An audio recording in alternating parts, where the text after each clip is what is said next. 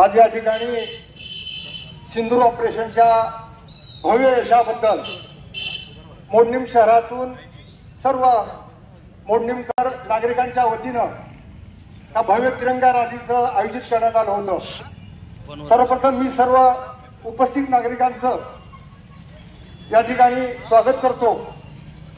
खरं तर पाकिस्तान भारतावर 2011 पासून छुप्या आणि उघड पद्धतीनं हल्ले करायचा, मग तो 26/11चा हल्ला असेल, साबरमती एक्सप्रेसवरचा हल्ला असेल, अमृतसरचा हल्ला असेल, मुंबईच्या ताज हॉटेलचा हल्ला असेल, पण भारताने कधी याविरुद्ध ठोस अशी भूमिका घेतली नव्हती।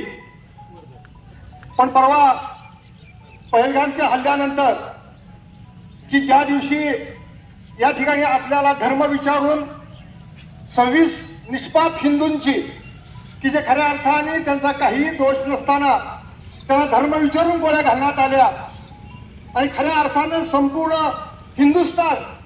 हिंदुस्थानचं रक्त उसळलं गेलं आणि हिंदुस्थानातून मागणी झाली की आता थांबणे नाही, काही झालं तरी याचा मुंहतोड जबाब दिला पाहिजे। म्हणून भारतीय सेनेनं खऱ्या अर्थाने पंतप्रधान नरेंद्र मोदीच्या नेतृत्वाखाली, कणखर नेतृत्वाखाली भारतीय सेनेनं हवाई दल असेल, नौसेना असेल किंवा पायदळ असेल, या सर्वांनी आपली संयुक्त कारवाई केली आणि खऱ्या अर्थानं पाकिस्तानचं कंबरडं मोडण्याचं काम केलं आणि पाकिस्तानला खऱ्या अर्थाने धडा शिकवला। आता जी माघार घेतलेली नाही, ही आपण घेतलेली तात्पुरती स्थगिती आहे, हे आपल्या प्रधानमंत्र्यांनी सांगितलंय। सिंदूर ऑपरेशन यशस्वी झालंय, ते आपण बंद केलेलं नाही तर स्थगित ठेवलेलं आहे, कारण पाकिस्तान सहजासहजी ऐकणारा देश नाही। जर पुन्हा कुरापत झाली तर पुन्हा पाकिस्तान घेतल्याशिवाय राहणार नाही।